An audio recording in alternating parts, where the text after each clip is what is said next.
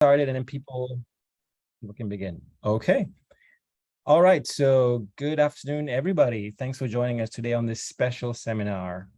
We have some prospective residents that are joining us today. So before I get going, I wanted to do a land acknowledgement. And so we acknowledge that we live, work, and learn on the traditional lands of many tribes of indigenous peoples across North America. We acknowledge the past, the present, future, human impact our communities have on indigenous ways of life and the land we inhabit. We honor with gratitude the land itself as a living entity that supports countless interconnected beings and the ongoing connections of indigenous peoples to these waters, lands, plants, and animals. As we continue to gather virtually around the country, and now we're doing also in person, we encourage you to learn more about the indigenous peoples who have stewarded and who continue to steward the land that you inhabit wherever you are, and continue to seek ways to honor and cultivate meaningful relationships with indigenous peoples, non-human animals, and the land and water. Let's make an effort to do more together. So this is a charge that we always say at the end, to please encourage yourself to be active, learn about the land you inhabit wherever you may be. So we are thankful again on play homage there. So my name is Faniel Mwindi, for those of you who do not know and be watching this later. I am the chief resident here and founder of SAI. It's been an amazing journey so far, and today we are at a special juncture as we host the first, prospective residents that are formally applying to join SAI. And so today we have 4 of those prospective residents: Justin of Super Scientists, Jennifer of Science Storytellers, Kilan for STEMNoire, and Melanie, whose video I'll play later, from the Biology Everywhere. My introductions are very brief intentionally because they will be introducing themselves fully to you all. So I didn't want to steal the thunder from them at all. The way this will work, they will present for about 8 or 9 minutes, and then afterwards we will have a Q&A, so you can engage with them directly. I will keep time, so if we go over, you may have to just jump in there, okay? But promise I won't be that mean. And so with that, I want to make sure, are there any questions, comments from anybody?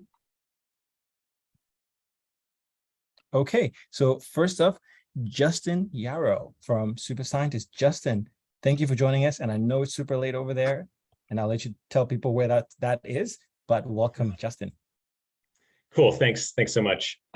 So I'm in South Africa, and I'm going to be talking about the Super Scientist project. So first, a little bit about me. So let's see. So I'm a PhD scientist by training. I did my PhD in cell biology, drug discovery. And during that time, I got really interested in how innovations spread, how ideas move around the world, how things are developed and get out into the world and are implemented. And so as part of that, I ended up going to South Africa and working in HIV clinics with nurses, helping them develop sort of bottoms up innovations and trying to spread those through clinic systems during the antiretroviral rollout, and then subsequently worked with a South African HIV NGO, and then subsequently ended up working with an international global health NGO. And then I changed directions entirely and sort of came back to my interest and love for science and wanting to get young people having that same interest and love. So I started my own NGO, and it's called Code Makers. So the challenge that we were trying to solve with Super Scientists is that when we ask young people in South Africa, and I think this is pretty common, frankly, throughout the world, you ask a child to name a scientist, many don't have an answer, and that those that do have an answer, they'll say Einstein. And so, you know, this is really the image that a lot of young people have for what a scientist looks like. It's black and white. He's been dead for many decades, and you know, it's really time to change that, and it's really time for us to, as we all recognize that representation really matters, and we want young people to see scientists and other people, across different professions that look like them. So, so really the story that we're trying to bring here is that, it's Einstein, your time is over, and this is what scientists look like. And so the way that we're then trying to address that is in working with young people through our NGO. I really came to realize that kids live in this world of characters. They live in the world of the movie characters, book characters, cartoon characters. You ask them to name a sports hero or a entertainer, and they can tell you an incredibly long list and so many details about those, frankly, characters. But STEM education doesn't really recognize that, or doesn't, I think, do a good job of bringing in the stories of people, and recognizing that this is such an important part of how kids see the world through their social connections.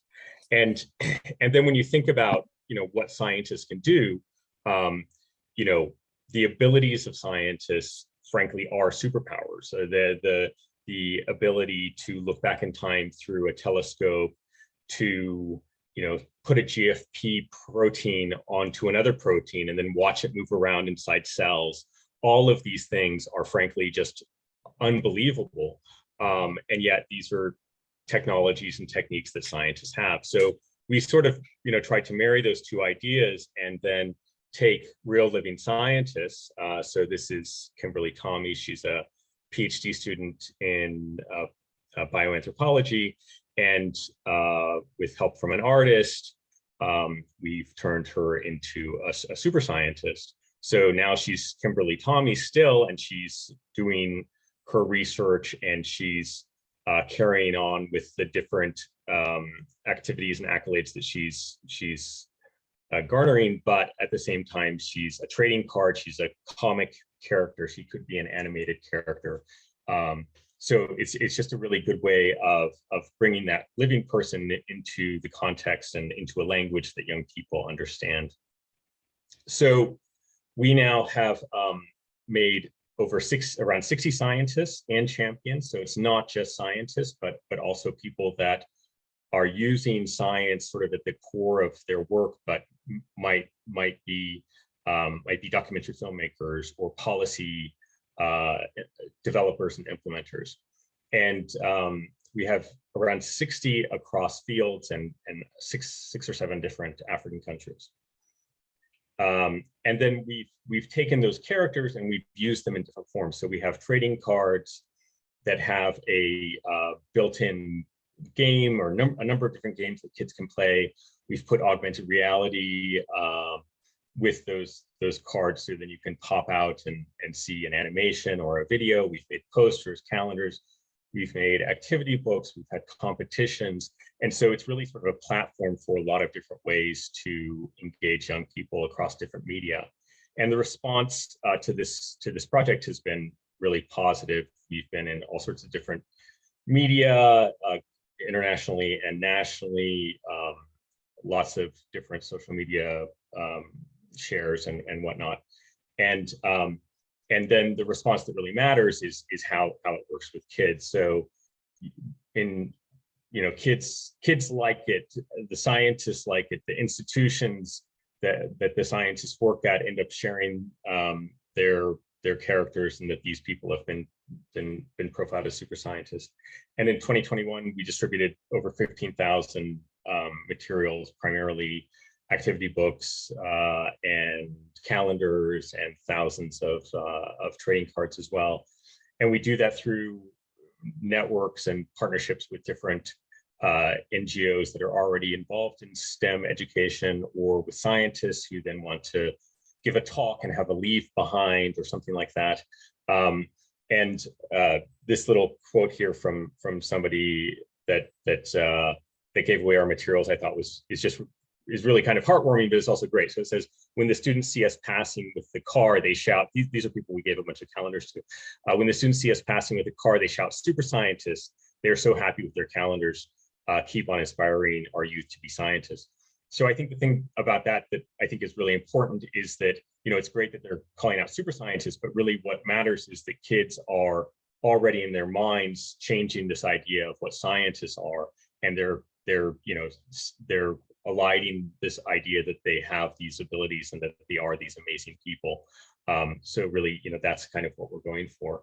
So part of what was asked in putting together this presentation was what our funding model is, and I think there's a hope for this project that there could be a commercial side and a grant space side. And I've tried to do some of the commercial, whether it's with our activity book or other different things that I'd hoped to be able to sell.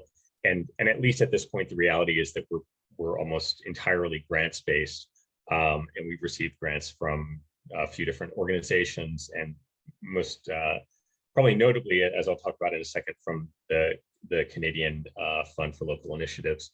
So the future directions that we have for this project is that we're making our first comic, and this is a comic that will be sort of an origin story for super scientists and features 5 different paleo scientists.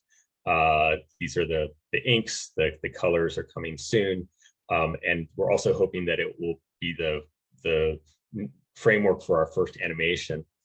And then, as I mentioned, we've just received some funding from the Canadian High Commission here in South Africa, and so we're putting together a traveling exhibit that will go to science centers, we hope, and maybe to shopping malls or other locations that are going to catch people, not just those that are going to science centers. And the idea with it is it'll feature 7 different scientists and their paths into science, and we really want to connect the young people that are seeing these images and that are learning about these scientists with the young scientists themselves. There's going to be some augmented reality video interviews, lots of space for selfies, and get kids into the imagery of these superhero scientists.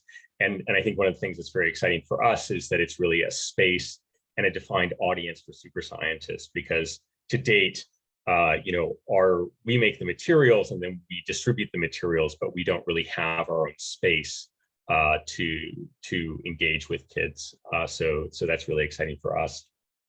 And then the other major project that we are embarking on is Super Scientists USA, probably USA, maybe the Americas, I'm not totally sure. But so in that case, we're going to profile 10 plus scientists across a number of different fields.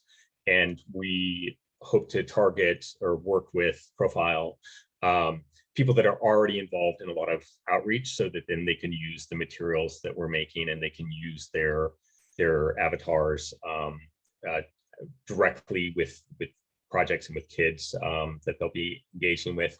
And we've put out a sort of a general call that we're doing this, and there's been some interest, and then we're going to put out an actual call that we want applications for this fairly soon. The format is a little bit unclear, but we might change it up kind of based on some of what we've learned in doing this project here in South Africa. And that's us. So the NGO is called Codemakers, and we are super scientists, and these are all of our different socials and whatnot. And I'd be remiss in not wanting to thank the artists that have been involved in drawing all of the different characters, and of course the scientists that have been, I think, in some ways brave to be drawn this way. I think it's great for them, but it's also, they're putting themselves out there. So yeah, thanks to both of those different groups. That's us. So if you have any questions, please let me know. Awesome. Yeah, the floor is open. And please just jump in. I see Pete, you're ready and charged. Yeah, so I'm curious, do you have a specific age demographic that you're reaching here? I'm trying to think of my own kids who are 10 down to 5, and I'm thinking that hits them pretty well, but probably not much over that. Is that about the age demographic you're shooting for? I mean, primarily it's around there, but we've shown these materials to kids in like grade 8 and 9.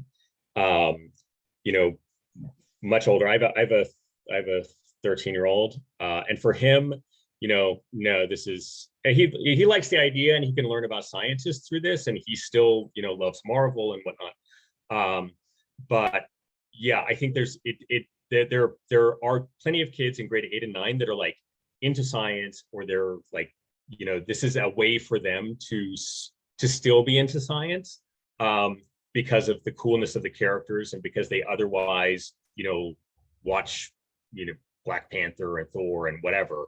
And then interestingly, we've also worked with older kids, so like high school graduates even, and there it kind of switches over a little bit, because they're into it, but for a different reason. Mm-hmm. Primarily, I think because they are looking for examples of people that are really succeeding in careers. They're more kind of career oriented. They're looking for examples of Black excellence, and they're finding them in these characters and in these people.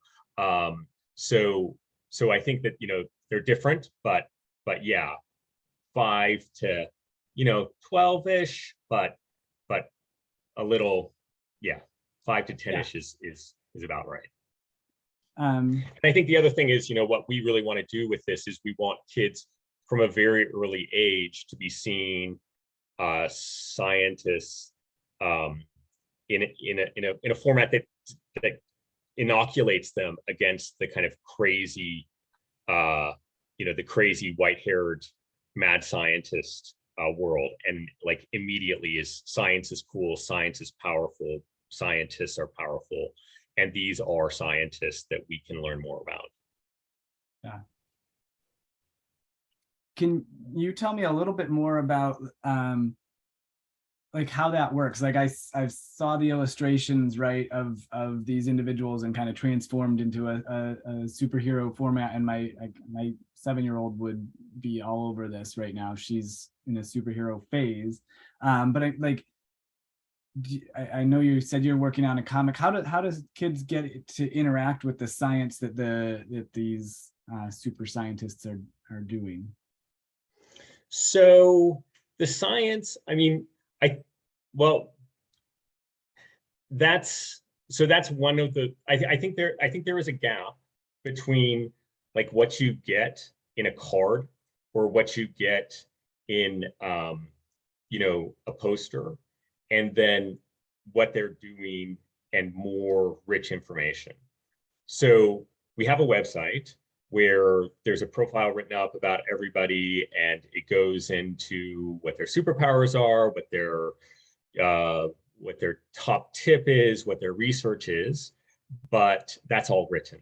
So, augmented reality is one approach where we want to be able to get kids to, put the app or phone over the image, and then there they are talking. So that's an approach, and there are challenges with that in terms of access to data, access to apps, those sorts of things.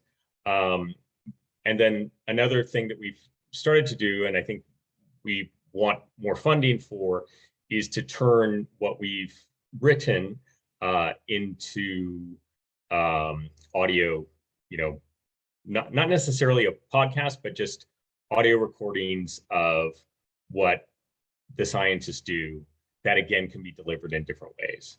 So I think that there's definitely some technological solutions for how we could go about doing that. It's more just a matter of the funding to make it happen. Sure.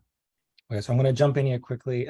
Justin, can you, in a short form, okay, your US side of things you're thinking about, I think you mentioned about taking the lessons from SA and try to apply them over here in the US and targeting other practitioners already, right, in the space, and saying, hey, can this be a plug-in? And this is the way I understood it, as a plug-in to what you're doing already.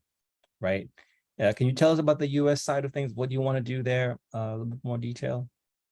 So I think, I mean, one of the big differences in the US, I'm from the US, but I've been living in South Africa for about 12 years now, is the access to technology and the ease and I think like comfort with which parents and teachers have in letting kids use it.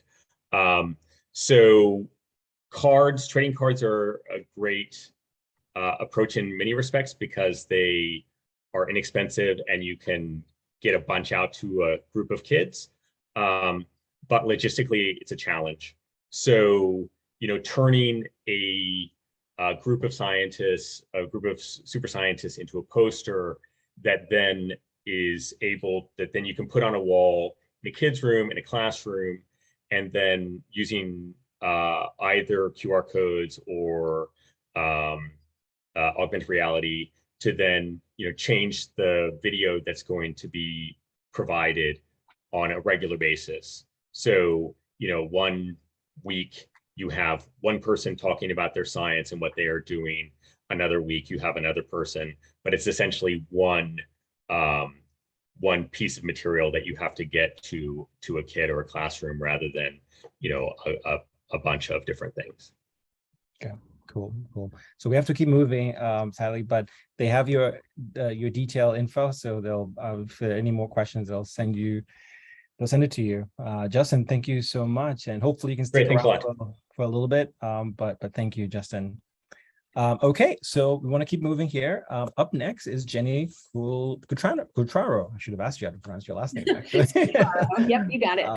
But Science Storytellers. And fun fact, I've been actually following you for actually a couple of years before I came across Science Storytellers. And so it's kind of cool that it's come circle awesome. around. Yeah, I just completely forgot that I come across your organization. But Jenny, take it away. Great. Okay, let me take care of this. Let's see if we can do this without my speaker notes showing this time.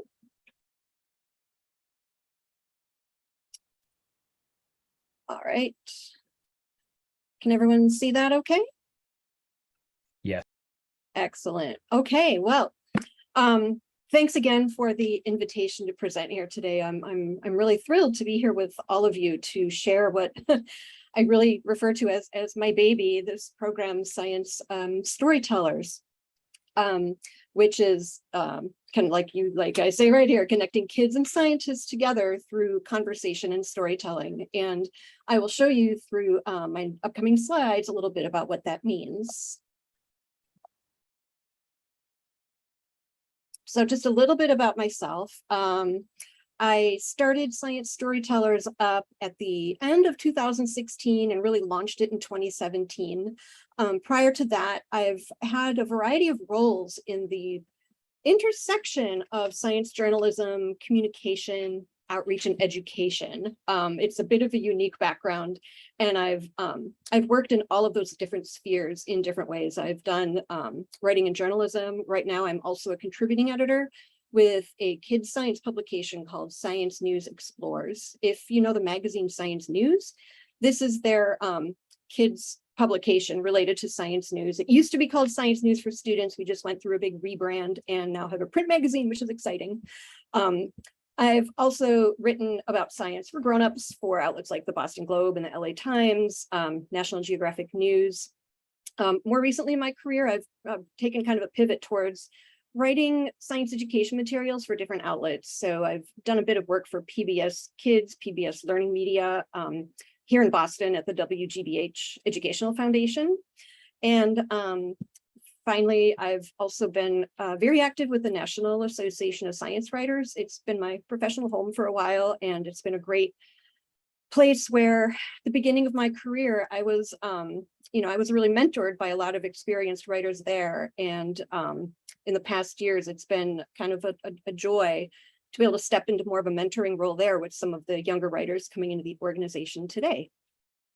So let's talk more specifically about Science Storytellers. And with that, I think I'll step back with a little bit of a story. Given the kind of combined background that I bring to the work that I do, over the past number of years, I've been going to conferences about science literacy, media literacy, improving public understanding of science and trust in science. And something that we hear a lot is that really we need to make personal connections with people who are outside of science if we want to bring them in and make them feel welcome. And this brings me to what I consider one of the problems that I'm trying to tackle with science storytellers, which is that, sorry, that slide was out of order. This is often what we do in science communication. We tend to have a one-way delivery of information to audiences where we in communication or education tend to be the expert delivering information to our audience without necessarily always welcoming them into a conversation about science or sharing their values with us. And this is where science storytellers comes in. With my experience working at WGBH, one of my favorite things about one of the projects that I worked on there was a program called Plum Landing, kids educational program about science and nature. And we developed a suite of tools, mostly using smartphones to get kids exploring the world outside using some augmented technology where they had a phone app where they were prompted to do things like take pictures of patterns in nature or take pictures of weather or to place different characters from Plum Landing into the setting outdoors and to then share it back with us to be published onto our platform on Plum Landing. And it was a really neat way to see, like, what kids were getting from our programming and how they were taking what they learned there and, getting out into the world.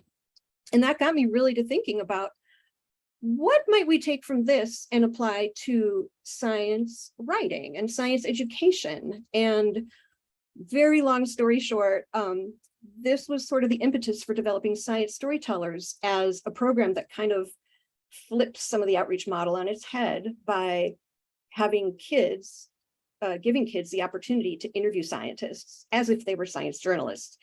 And what this does is puts them really in the driver's seat of a conversation that typically would be, a scientist delivering information to a kid or a teacher delivering information to a kid.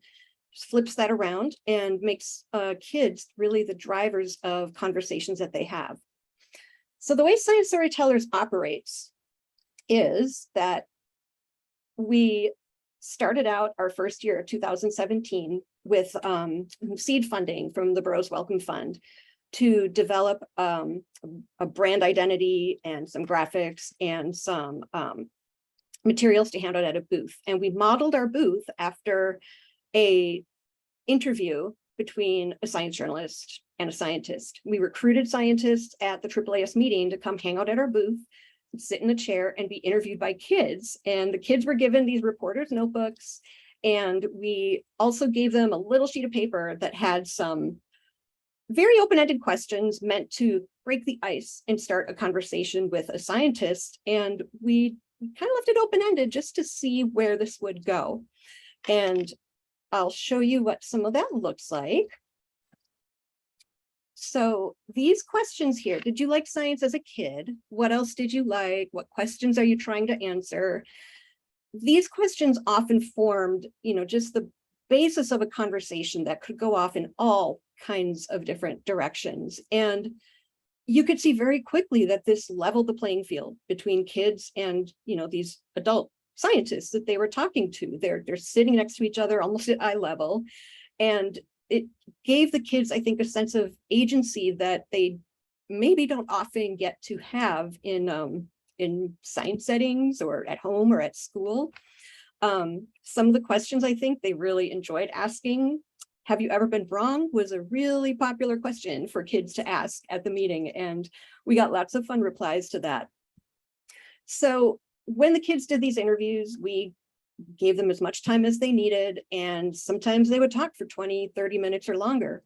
At the end, we asked them to complete you could call it an exit ticket, an 8x11 sheet of paper that was an open-ended grid of questions for them to summarize the experience that they just had. Questions like, a scientist I spoke to today is interested in ...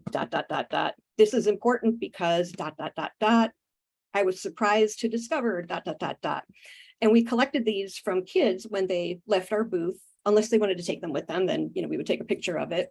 But over the years of running Science Storytellers, we've collected quite a number of these sheets. And, you know, every year we're surprised and thrilled by the answers the kids have been giving us on these. So this over here on the left, that's an example of the sheet I'm talking about. We call this a story starter. In the future, one of our aims is to develop a curriculum using Science Storytellers as a basis to teach kids how to write a science story in the manner of science journalism, with this kind of as a scaffolding outline to then, you know, launch off into more of a piece of nonfiction writing, perhaps to support their ELA curriculum or science curriculum at school. So I think you can see on this one, the child who wrote this one was speaking to a scientist who studied antibiotic resistance. And I really love her answer. I was surprised to discover that people can help scientists. So she was speaking to someone who did citizen science work in public health. And, you know, working in the science outreach and education space, I think we sometimes take some things for granted. You know, to me, it was generally well known that citizen science was a thing and people can participate in science, but this really shows me and a lot of the participants, you know, what, you know, differences exist between our perception of science and that of our audience. Some other great examples of, I was surprised to discover maggots can be cute. This was from a scientist who studied fluid dynamics and applied it to the movement of larvae in chicken feed at farms. It was this amazing combination of things. And, you know, she had some really nice maggot pictures to show the kids. Some other things that I love that this shows, he likes to read like me. So kids are making very personal connections that don't necessarily have anything to do with science, but helps them form a connection that, oh, you know, maybe science is a thing I can belong to also. The next one, you messed up a lot of times. Asking that question, have you ever been wrong, was, I think, one of the most surprising bits of feedback for us, is that many kids, when they reply to the I was surprised to discover question, that scientists make mistakes, that you messed up, that you blew something up in the lab, like they don't know that scientists do make mistakes, that science is an iterative process. And, you know, I think that speaks a lot to how we teach science in this country, but I'm not going down that tangent right now. That science is ever ending. There's some beautiful replies there.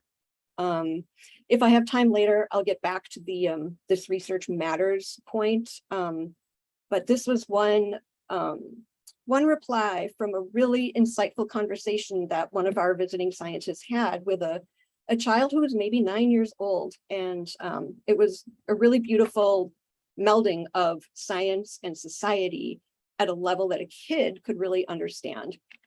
Trying to be mindful of time here, just to show you what we've done over the years. I conceived of this program in late 2016 and approached a colleague at the Open Notebook, which I don't know if you're aware of. It's a science journalism platform for professional development. And my colleague at the Open Notebook was interested in partnering with me to develop this program that would kind of teach science journalism to kids and to their families. And we were successful at getting a round of seed funding from the Borough's Welcome Fund to create booth materials and do all of the things we needed to make to make this happen. And we ran this at the Boston AAAS meeting in 2017. And our first day, we had scientists lined up at our booth. I think we had 3 scientists for the first hour of this event, Family Science Days. And we were blown away by how popular this was. We really didn't know how kids would react to walking past and being asked, hey, you want to come talk to a scientist? You know, kids might not be into that, but they were overwhelmingly so. We were really mobbed for the 2 days of our first event at AAAS. We wound up having to call scientist friends in Boston to come and sit at the booth and talk to kids with us. And obviously Burroughs Welcome was really happy to see how popular this event was. And so we were funded again the following year to do the same thing, brought it down to Austin's AAAS meeting. And that year, we also brought Science Storytellers to the American Chemical Society, where they run a public-facing event called the ACS Kid Zone. So we had our booth there, which also featured American Chemical Society scientists. It was a smaller event, just over 3 hours in one afternoon versus AAAS, which is about 8 hours spread over 2 days, but still just as popular. And 2019, same thing again. We're seeing some growth, more scientists being interested in it. We had scientists who came back wanting to participate again, and even some families who had been at the meeting the year before coming back to look for us in 2019, which really made our day. And then 2020 came around and we squeaked in one last Science Storytellers event at the AAAS meeting in Seattle. I think that was our biggest one to date. One of the most successful, I would say, in terms of meeting possible new collaborators and other folks who were interested in bringing our program to their events. Unfortunately, about 3 weeks after AAAS ended, we all know what happened. The COVID pandemic shut down everything. AAAS and ACS had been emerging kind of as my two standard public events that I was doing every year. And since 2020, AAAS has only had their meeting held virtually. I believe they're going live this upcoming year. But they've put Family Science Days, the program where I run Science Storytellers, on an indefinite hiatus. So that unfortunately has brought that part of this program to an end. But I know that there's lots of enthusiasm out there. Our scientists have gotten back in touch with me to find out, how they can do this again.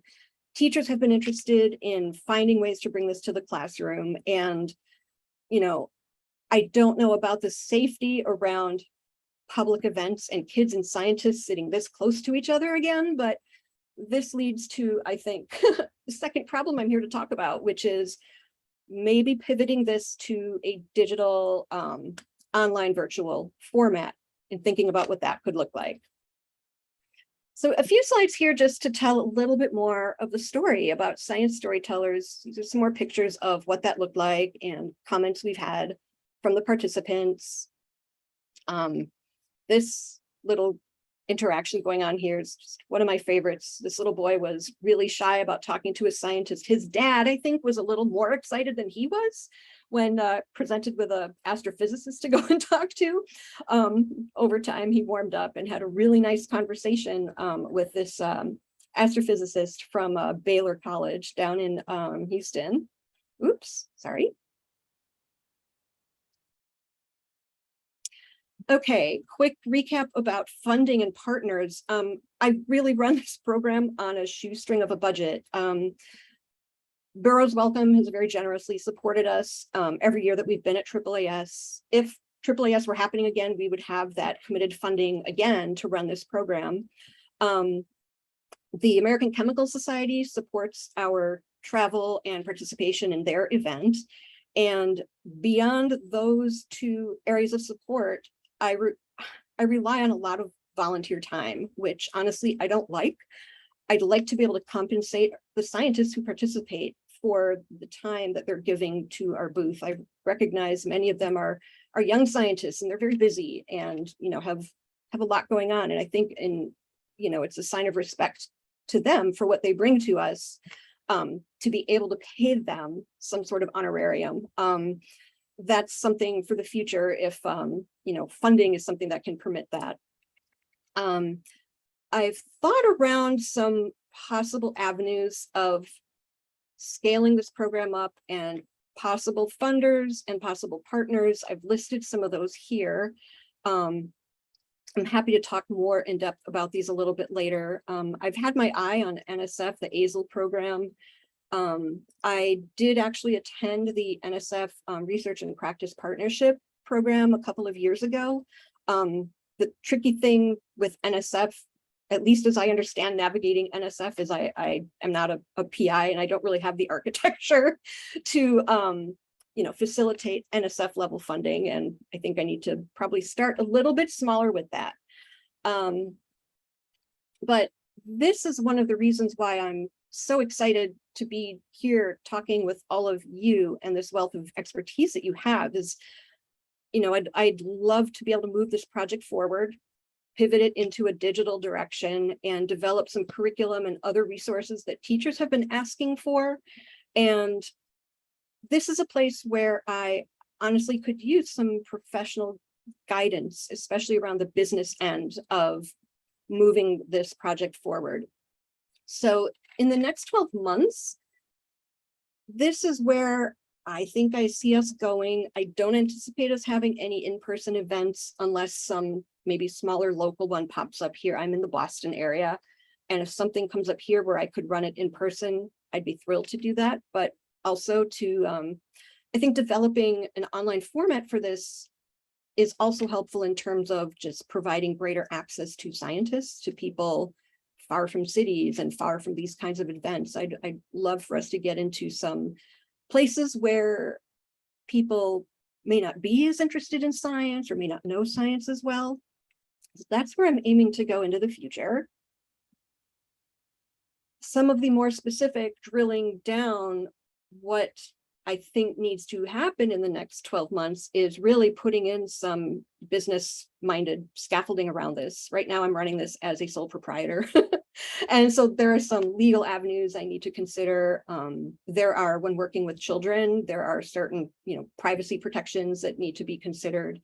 The events where I've participated in the past, AAAS and ACS, their institutional support provides, parental waivers and legal coverage for kids interacting in, in a public event setting. So I think I also will need to have some legal advice down the road to see how I may move this project forward in a way that is, safe and appropriate for everybody. And that is the project in a nutshell. I think that's under 8 minutes. I'm trying to. So that was actually 20 minutes there, Jenny. What? Oh my God, I'm so sorry. It's okay. I wanted to see how long it would go. So thank you so much for that detailed overview. We are short on questions, but I think Amanda's still here. Is she here, Amanda? Oh, yes, cool. I am. I Perfect. had my hand poised on the unmute button. Yeah. So, okay, can you shoot like a quick question? And Jenny, very, very brief. And then if it's longer, please drop it in the chat, okay? Because I knew Amanda had a question, and Kilan, you're up next. So here we go. Go ahead, Amanda. Yeah, so I was wondering what your vision was for creating science storytellers in the virtual space, like what exactly it could look like. From some of the pictures, it looked like it was more of a one-on-one conversation rather than like a group classroom setting. So I was wondering what you imagined that looking like. I could envision a couple of things. So one would be just one thing, Jenny. Just one situating it as a Zoom event with breakout rooms that scientists would be assigned to breakout rooms, and kids would be there as well. And then they would come back together into a group setting, perhaps with a teacher in a classroom. So that's one way I think we could do it in a virtual format. Yeah, and I think the AAAS is in person this year, Jenny, right? It is, but they still are not bringing back Family Science Days. I see. Unfortunately, yeah. Okay. So Amanda, keep chatting with Jenny on the chat, because I think we need to. We need to have Jenny, we need to bring you and do like a full-on 1 hour seminar, okay? So we can deconstruct some of this that you've shared today. There's a lot to pack in, sorry. Okay, so to keep going, so our last in-person presentation today is for Kilan. Kilan, thank you so much for waiting. I really appreciate you. Please go ahead.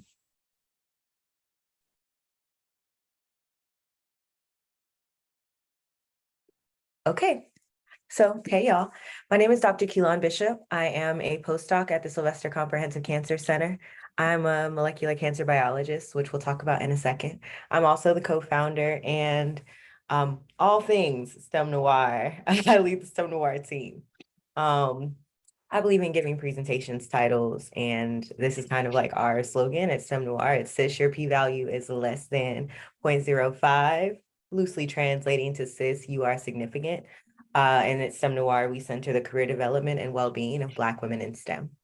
I'm sorry, I have to say, I love that. Thank you. Okay. So who I am, I had to black and white this photo because STEMNoire's brand color is purple and my dress in that photo is blue, and we have to match. So if you're wondering, I'm a PhD trained molecular cancer biologist. I'm California born, HBCU educated. I currently live in Miami, Florida. Before I came back to academia for the final time, like this time, I got my PhD, was like, what is this? Went into a policy fellowship, went into medical science consulting, was like, dang, I really like academic research, and came back into the academic journey. I did one postdoc in education and human development and was really doing like college access work and did some STEM education research. But I really wanted to come back home to something that was closer to med. I ended up in a Cancer Disparities and Equity T32, the Sylvester Comprehensive Cancer Center, and I'm training in social epidemiology. So while in my research work now, I study the way that structural vulnerabilities, particularly to climate change, intersect with cancer vulnerability. On the side, I also co-founded and lead the team that implements STEMNoire.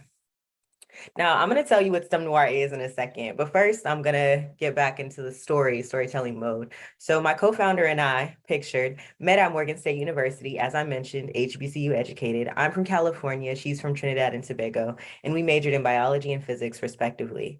We had a shared experience in a research program that was designed to increase the amount of minorities that pursue STEM PhDs. We were both interested in that. And we had this shared experience of transitioning from Morgan State to, I came to Miami, she went to Harvard, and immediately losing a lot of the representative mentorship and the representative faculty that we were used to, especially her because she is in very close proximity to the University of the West Indies. So Blackness is this thing that is very present. We had a telephone conversation in 2019 that led to the conceptualization of STEMNoire. We were working in environments that we were broadly unhappy with and that we did not feel like served our whole being. And we expressed a shared desire to have some freedom from that. And our experience is not unique. Women in STEM are severely inadequately represented. In 2016, and it's about time to update these stats, Black women earned about 5% of bachelor's degrees across STEM fields, translating to around 33,000. It's not a lot at all. And in 2016, only 3.5 of science and engineering doctorates were awarded to Black women. That translates to disparities in the workforce, where you see about less than 3% Black women being employed in science and engineering occupations. So at every point along what can be one scientific journey, you see less and less and less of us. And some of that we can say is just, quote unquote, lack of interest, but there's actually a lot of literature on how it's actually culture and climate. Women and underrepresented minorities from grade school have been found to be turned off by the way that science is taught. We internalize difficulties when we face challenges instead of assigning blame to the larger scientific and educational culture where we've come to be educated and uplifted. And for Black college women, we know at that point that we're smart and we're driven and we want to pursue certain dreams. However, intersecting challenges of racism and sexism render us more susceptible to imposter syndrome. And that is the lighthearted challenge of it. There's also a lot of literature on women of color experiencing sexual, racial, ethnic, or combination harassment and experience that at a greater scale than our colleagues. So all of these things contribute to the underrepresentation that we see. Despite standing at the intersection of structural racism, anti-Blackness, and all of these things that are institutionalized in STEM, Black women continue to choose the field and we continue to excel, and we want to see more of that. There is a need to understand best practices to recruit, retain, and encourage the success and holistic well-being of Black women in STEM. And we, STEMNoire, are a community that does that. We are a first of our kind, research conference and holistic wellness program for women of the African diaspora in STEM, in broadly in the sense of science, technology, engineering, or mathematics. To date, we've hosted a virtual Black Women in STEM Week, which was free, and we also host a Wellness Wednesday year-round program. Those things we really looked at as community building. But in STEMNoire 2021, we hosted STEMNoire 2021, which was our inaugural virtual conference. And then this year in 2022, we hosted our second annual virtual conference, and both of those are paid programs. Now, before I get into a little bit of what we do, like I said, we are a research and wellness community for Black women in STEM. And so we target Black women who are conducting research, and that spans a lot of different sectors: academia, industry, government, nonprofits. If I had to specifically define our target audience, we target graduate students and postdoctoral fellows, really early career folks in academia, as well as early career professionals who have transitioned to industry, government, or the nonprofit sectors. So for a long time, we were a digital effort. In 1 year, we were able to amass about almost a million social media impressions, a couple 100,000 engagements, and about right over 26,000 unique website visits. But when we transitioned to more than just digital programming and started hosting our paid programming, our conferences, our impact was more clearly quantified.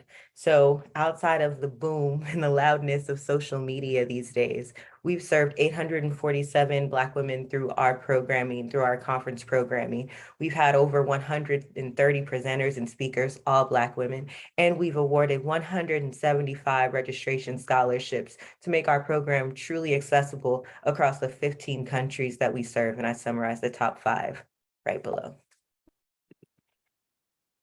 Attendees find our program engaging and enriching across multiple domains. You can see statistics here. I'll point to, I hope to see more of my peers attend and one day present themselves in poster sessions as we go to graduate school and beyond, and a desire for in-person retreats. That's been very loud and proud. And let me note that we started virtually because of COVID-19. That was never the goal, but it's definitely where we were. And we've been able to get this far with diverse funding support. So our sponsors thus far are listed on the left. They include Ginkgo Bioworks, who signed on last year in a 3-year partnership valued at $120,000. Amazon Web Services, AIDS Healthcare Foundation, George Mason's College of Science, as well as the College of Engineering, and Cambridge Mobile Telematics. So we have a combination of corporation support, foundation support. We raise money from conference registration, and then we also have a little cute merchandise shop. But I must say, we don't make a lot off of that. We keep prices low. We just want to have something where people can affiliate visually with our community. Our 12-month growth plan, and I'm pretty sure that I'm over time, and I apologize, includes You're fine. Okay, perfect. It includes some simple targets. So really quickly, I'll say that legally we're covered. We have trademark applications filed for our name as well as our logo. We are an incorporated 501c3 nonprofit organization, and we have a strong digital presence, including a website and various social media platforms that are highly engaging. We have a mailing list. We send out a monthly newsletter as well as updates of all of our programming, and we have a mobile application. So there are various ways that people can interface with the community, and we intend to build those offerings, especially in our app. We intend to offer targeted personal and professional development workshops that are only available in the app so we can recruit folks over. We also are going to be transitioning to in-person programming. So we have 8 regional meetups planned in the continental United States over the next year leading up to STEMNoire 2023 in San Juan, Puerto Rico. And we are looking to diversify our funding stream. So we'd like to do at least 2 grant applications this year. One that's research focused, because we do have an IRB filed at the University of Georgia to collect conference feedback that we can use for research one day when we deem fit. But we also would like to get some programmatic grant funding so that we can get a little bit, so that we can diversify funding streams. We get a little bit less reliant on corporate philanthropy, even though our corporate sponsors have been amazing and we wouldn't have made it this far without them. If you want to learn more about STEMNoire, our email is hello@stemnoire.org, or you can reach out to me at Kilan@stemnoire.org. Or if you just want to look around, that QR code will take you directly to our website. And now I'm happy to answer any questions you all may have. Awesome. Wow, that was great. So I'll shoot the first question, Kilan. You heard Jenny talking about earlier that she was like plugging into the AAAS conference that was in place, right? And bringing in kids, for example, to do the science storytellers. I'm curious for STEMNoire, could you envision that ability, right, to serve, to provide an input for other founders that are doing programs, right, to perhaps focus on African-American young women who can maybe be part of your conference and talk to other African-American women that are like further along in training, right, to provide that link? I think you know where I'm going with this. I'm curious, give us your thoughts on that dimension, if you've thought about it. No, absolutely. So number one, I'll highlight what we currently do. A lot of conferences, if you all have been to, some of you, it's been a long time since you were, fresh out of grad school. No shade. It's been a long time to me since I was fresh out of grad school as well. I think you remember how intimidating conference environments can be in terms of like, you see these investigators, they come, they talk about their work. It was not until just recently in my postdoc that I realized that I could like request coffee chats and like actually talk to some of these people. Like, I just kind of viewed them as like untouchables. And so we try to foster a much more interactive environment where every presentation has dedicated Q&A. We encourage our speakers to interact before, during, and after the event so that they are a little bit more accessible. Now getting into plugging into other efforts and vice versa. One thing that we have planned with the regional meetups is that we're planning around other large scientific conferences. So for example, a Society of Women Engineers conference, National Society of Black Engineers, as well as the AACR, American Association for Cancer Research Disparities Conference. We've planned some meetups coincide with their conference so that we can pull their Black women to something that is, uniquely curated for them. And we hope to formalize those partnerships, but we kind of have to see what our target audience is. Like I said, underrepresented severely. There's also an opportunity, though, for other efforts to collaborate with us to offer really unique training experiences to our audience, understanding that a lot of Black women leave, they don't feel like science, especially technical science and scientific research, are the way that they can achieve certain things that they deem important and find valuable. And so we would like to eventually be able to introduce opportunities for folks to do the work that they love and deem valuable, and to see less of a dichotomy between science and service, which usually drives people out of the field. One more thing, this is a long answer, my apologies again, but there's a lot there. So when we were founded, we actually incorporated as a larger nonprofit organization that STEMNoire is a program of. And so at some point, and this is all a part of like what organizational capacity we can garner, we might be able to run other programs that target slightly different audiences to make sure that everyone that we want to touch is being properly served. Undergraduates have different needs, and graduate students have much different needs than Black women in senior leadership at some of these biotech corporations. And so even though we have similar experiences, definitely want to be able to offer responsive programming that is more than just cultural. Yeah, I think one organization you might look into is Inroads. You may be familiar with them, but I think a nice way to plug in there as well. Any other question for Kilan?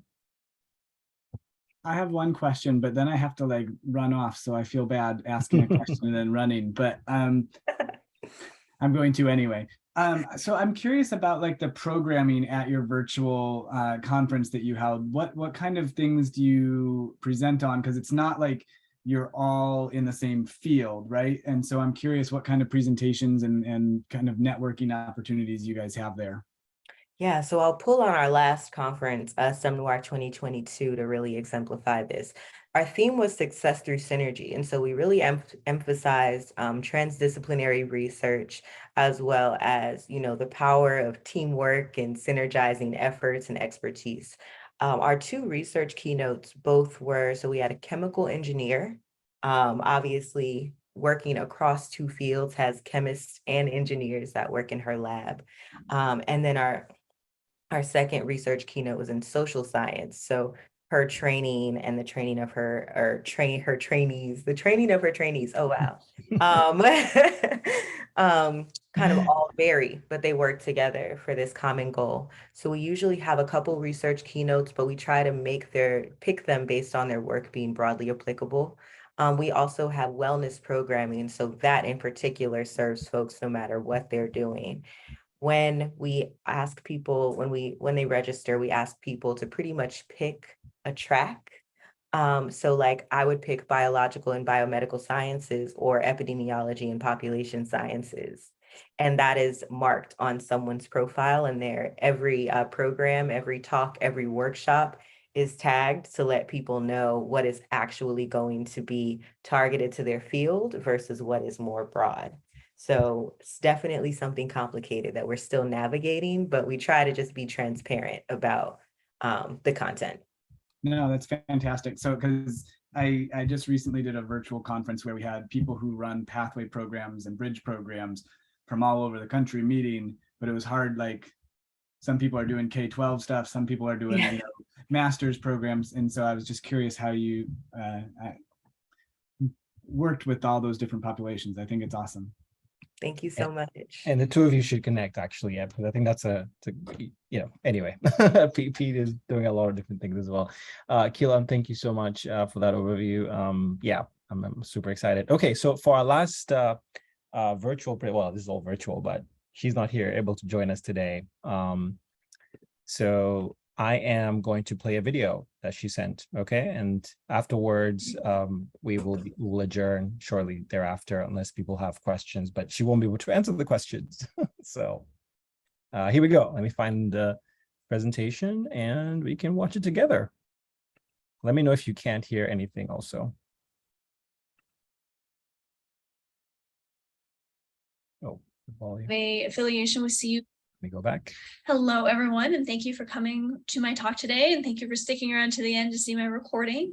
I have an affiliation with CU Boulder. I work here part-time teaching, and I will be in class during the seminar, so I appreciate you sticking around to watch my recording. I'm honored, and thank you so much for the invitation to speak at your seminar today, and I'm really excited to tell you about the work that I've done over the last few years with the Biology Everywhere project.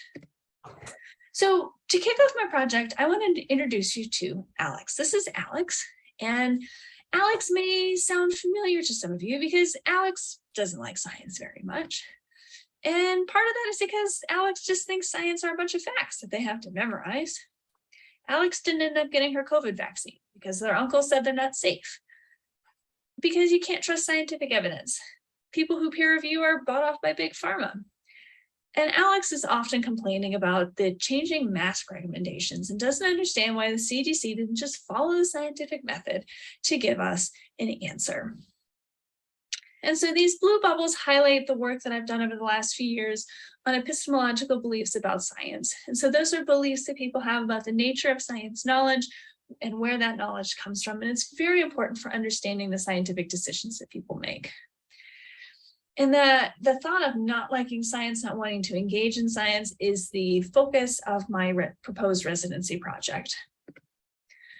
Okay, so how did I get interested in Alex and people like Alex? So I have my PhD from the University of Pittsburgh in molecular biology, realized about halfway through graduate school that I wasn't where I wanted to be. So I started exploring, which brought me to the Pittsburgh Zoo and PPG Aquarium. While I was at the aquarium, I started asking myself, questions like, how do I translate what I do in the lab all week into a classroom, which led to the development of a computer game called Science Classroom Inquiry, which led to a postdoc in the learning sciences and finally into a faculty position. And like I mentioned, My learning sciences research, so using sci to tease out epistemological beliefs, has been the main focus of my research for the last several years. This is all I'm going to say about it for now. You're welcome to look up my papers, and I'm happy to talk to you about it as well. Not surprisingly, as somebody with formal training in molecular biology and the learning sciences, I've made a lot of observations about the differences between the two and how two very different disciplines both approach the topic of science education. Again, it's not the focus of my talk today, but I'm happy to chat with you more about it. So why Alex? Why do I care about Alex? Why do I want to help people like Alex that don't like science very much? And Alex isn't an anomaly. This is something I've written about. This is something that I talked about in my TED Talk as well. And, you know, all of these quotes up on the screen behind me are direct quotes I have from people. This was students, family members, friends, members of the general public. There's a lot of pervasive feelings that are very negative about science. It makes people nervous, that they think it's boring, that they think they're not good at it or not smart enough about it. And the problem is that when people don't feel good about engaging with science, they don't do it. And the problem is in society, we don't have a choice but to engage with scientific issues. There's always things that are going on that need our attention, and we need to be able to make balanced facts or make a balanced decision. And the problem is that when people are faced with something, for example, the reintroduction of gray wolves in Colorado, which was on the ballots here in Colorado 2 years ago, they're going to vote based on fear, based on political affiliation, based on religious affiliation, rather than sitting down and thinking about it themselves. And this hurts society. So this is where the biology everywhere philosophy comes in. So based on this observation, I completely changed the way that I taught, and it was a huge success. And so then I took that and turned it into Biology Everywhere. So the book Biology Everywhere presents biology from the standpoint of our daily experiences and how those experiences intersect with other disciplines. So the whole point of Biology Everywhere, my spin-off book for children, The Biology Adventures, is to make biology content accessible and relatable. So for example, on the river, it's based on things that you can easily see at any river. When people feel like it's more accessible, it helps them build confidence. We start with the little things, those little safe gateways. The more confident people are, the more engagement there is, they're more likely to engage with these big issues, and that's going to help the health and welfare of society. That there's a problem. So with Biology Everywhere, people who like biology really like Biology Everywhere, which is great. And then when I have a captive audience and they hear about the Biology Everywhere philosophy, we might go from feeling like this to feeling like this, which has happened before. The problem is that people who don't like science, who feel this way or this way about science, are going to avoid buying my book. They're not somebody who's going to shop in the science section of a bookstore, and they're not going to reach out and intentionally try and engage with any of the social media or outreach that I do as well. So what do we do about this problem? And so I just want to briefly summarize my work to date. And what I've done is work to create safe gateways to curiosity. And what I mean by this is that I try to work around those common triggers that turn people off to science. And so get them on something kind of more interesting and accessible, which is actually a science lesson. And so one way that I do this is through my social media, Biology Everywhere Mysteries. This is just a recent example after my parents found a can of DDT while cleaning out my grandfather's house. Let's see, we had quite a bit of engagement with this. I'm beginning to expand onto TikTok because the algorithms are a little bit nicer and it's possible to reach a more diverse and broad audience. I've been on several different podcasts, I've done several different broad blogs, and I've also worked very hard to reach children. That's part of the motivation for writing a children's book, is that oftentimes science averse parents want better for their kids and will buy them science books. And so it's a way for me to get at the parents as well as the kids through writing a science book. And I also want to point out that On the River is specifically written for late elementary school, which is when kids of lower socioeconomic status, girls, tend to fall behind their peers in science. So for my SAI residency project, I want to approach this problem of how do I better reach people with my message? And so I want to switch my focus from, instead of trying to find ways to reach the public, find others who are talking to the public who have captive public audiences. So rather than me trying to talk to everybody on my own, I would reach out to people who already have their own audiences, train them in these ideas, introduce these ideas, teach them these evidence-based strategies to these communicators who can then spread their message to a wider audience than I can on my own. So the where I want to start with this idea, the major outcome of my residency project would be a complete revision of my web presence. Although I have a diverse background and I've done a lot of things, marketing is not my forte. And so my big goal for the residency project is to change my website from being two very different websites. So I have a more traditional research website, and then I have my Biology Everywhere website, to make a centralized landing place. So this will also help traffic coming in from social media be more effective at making communications, because my credentials are very well established on this website, when my outreach is very well established on this site. So I need a centralized landing place. It's going to have, so I can focus all my SEO on one website instead of two. Makes my credentials be a little bit more apparent, what I'm doing a little bit more apparent. And so it's a good landing place both for the target audience I'm trying to reach with other science communicators, and also if members of the public find my social media mysteries and kind of want to come and get more information and read more about those. Okay, so in summary, I have an interdisciplinary background. I've had broad experiences both in hard sciences and also with the science of learning. And that gives me a very different perspective when it comes to doing science communication. So I founded the Biology Everywhere project 2 years ago in an effort to improve science literacy and engagement through greater accessibility to science content. My argument is that if we can make it accessible and relatable, people build their confidence with those little things and are more ready to engage with the big things in society. Problem is, my target audience is hard to reach. People who don't like science are going to avoid me and avoid my outreach. And so I've had to come up with creative ways to reach that audience. And so my goal of this residency is to create a new avenue for that impact. And I want to start with refining my web presence, make my social media campaigns a little bit better, make it easier to find informal science communicators because they do interact with me on social media, but I need to have that web presence in place. So I want to make it easier for the public or informal science communicators to find me and to realize what I'm about. And so it would allow me to reach my goals more efficiently. So with that, I want to thank you for your attention. I know it's hard to watch recordings on Zoom, so I'm sorry I couldn't be there. I am more than happy to chat with you. Feel free to reach out on email or connect with me on social media. Thank you very much. Okay, so that was Melanie. Thank you so much for that presentation. Sadly, we can't get into conversation. I have so many questions. But with everybody presenting today, I want to thank you all for sharing your work with us. And so we're excited to just continue engaging you. Whoops. So I think just to disable that audio. But yeah, so as I've told the speakers already, I'll be in touch with them in the next week or so to just think about the next steps and so forth. But for all of you here, please reach out to them directly to ask them questions and so forth. Sam, I was thinking about you actually when Melanie was presenting, so maybe reach out to her because she's targeting these informal science communicators, and I kept thinking about your initiative. Of course, you're on the math side, but still, the approach is similar. But yeah, that's it for us today, and just keep an eye out for new seminars in September and October and so forth. So we're going to be ramping up as the year keeps on going. Okay. Thank you so much, everybody.